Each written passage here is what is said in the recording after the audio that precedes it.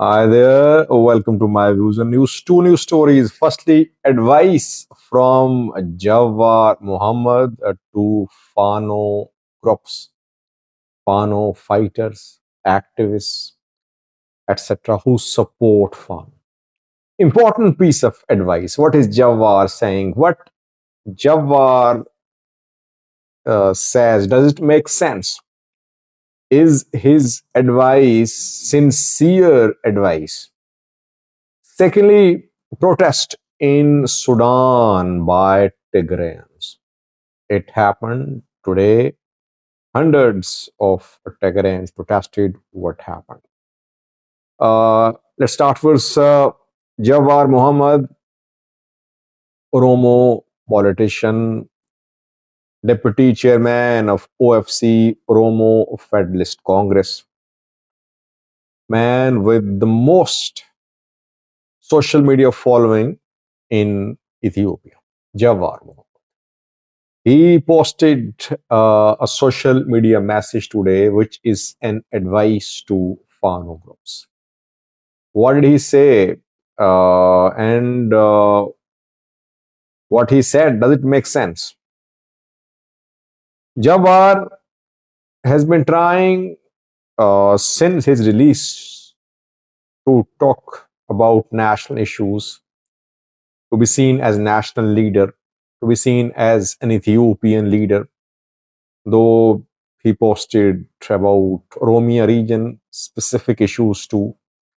But he has been talking about the conflict in Amhara, relations with Eritrea, war in Tigray, etc. He spoke on lots of different issues, issues of national interest. And the man became critical of the PM Abiy's government recently. We've seen some posts by Jawar criticizing Ethiopian government, blaming PM Abiy indirectly for economic challenges, for the humanitarian cost which people are paying due to conflicts. And today's message by Jawar is again criticism of the government. What did he say? Uh, Jawar says that Ethiopian military has launched a new initiative to talk to Fano groups. It is ENDF led initiative, which is a surprise for me, by the way, that it is ENDF led initiative. And ENDF is the one which is pressing for this initiative to be successful. He said that it was military, which military leaders who met with Tigray leaders, military leaders in Seychelles during the war in Tigray. And secondly, he said that it was the military, mainly military led delegation, which held talks with the Oromo Liberation Army. Ola and Ethiopian government held talks twice last year. He said those talks also happened because military uh, asked the government to go for a political solution to the conflict between Ola and government forces. And then he goes on to say that since government is relying on military for survival, that is why general's opinion matters a lot now. And generals have realized, military has realized that domestically it is better to put an end to conflicts because they know what is on the ground situation. They have better assessment of the success or failure of the ongoing operation. In the end, he asked Fano groups, this is the time to seize the opportunity and start talks under this ENDF led initiative. This is what he said. Let's analyze.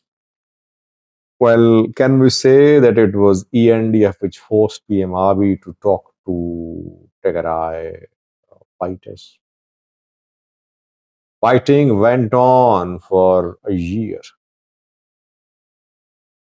Did military ever oppose the launch of war in Tigray when it began? No, I think. I am not aware of military arguing with Abiy at the start when the war began in Tigray. Maybe afterwards, after a few months, they realized that they were not in a position to completely eliminate Tigray fighters. Same is happening in Amhara too. Did military oppose the imposition of state of emergency in Amhara? No. Military believed it would just crush Fano groups in a few days, weeks, in a few days at maximum. That is what military's assessment was. That is what government's assessment was at. And that is what government's assessment was about Tigray. To then, in just a few weeks, the war would be come to an end, and entire Tigray would be under military control.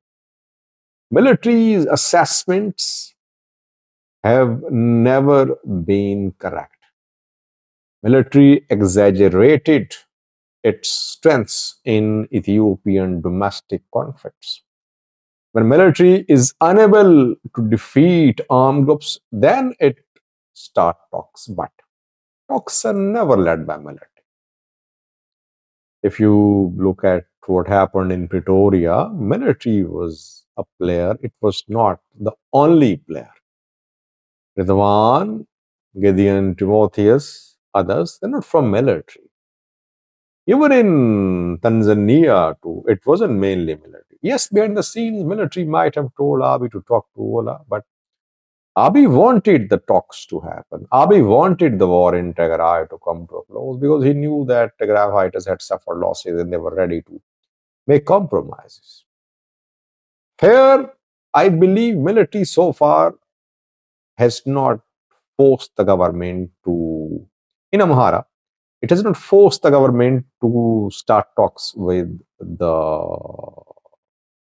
Fano groups. Military has used all its tactics, weapons. It has realized this conflict will go on. It wants dialogue. And military is not in charge of the dialogue. If dialogue happens, you'll see that military will be a party. It won't be fully in charge of dialogue. Having said all that, I think, yes, dialogue should happen. I am supportive of dialogue, negotiations. During Tigray War too, I always called for dialogue.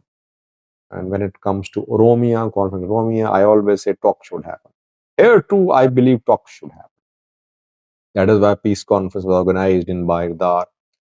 General Tishagar, their military officers, there. They sent a message of peace to Fano fighters. Problem on Fano side is that so far they could not reach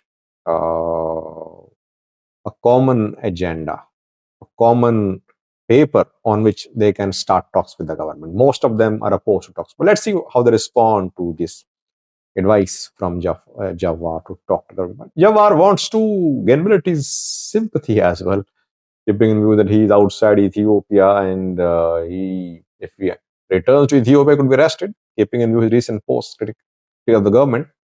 Maybe he wants to get close to military too by posting such material.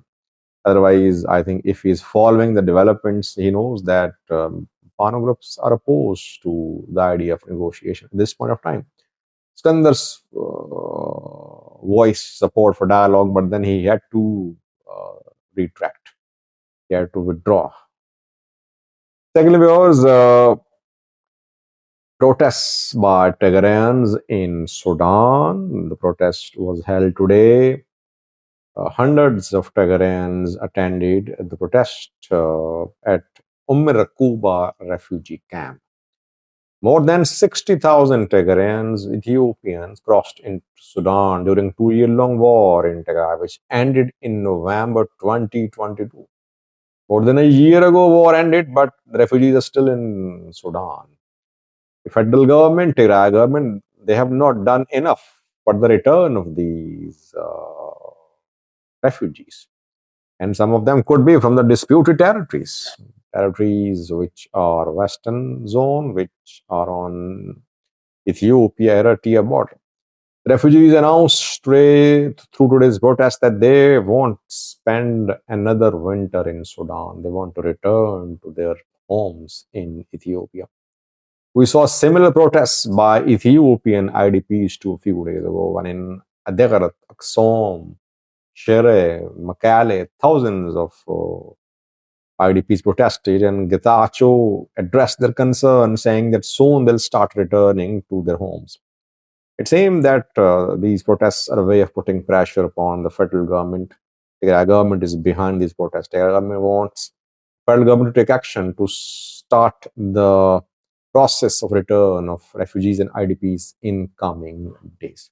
Let's see what happens. Thank you for watching.